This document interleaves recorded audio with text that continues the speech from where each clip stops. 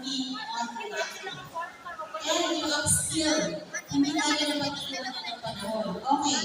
6 hours na lang ang pinagawin sa 12 hours. So, system administrator, 5 hours lang. Okay, now. How many hours do you have in a day? 24. Bakasyon na yan, di ba? May gagawin kayo? May internet connection, may data? Yes, meron. Ang cellphone. Okay, great good use of your time.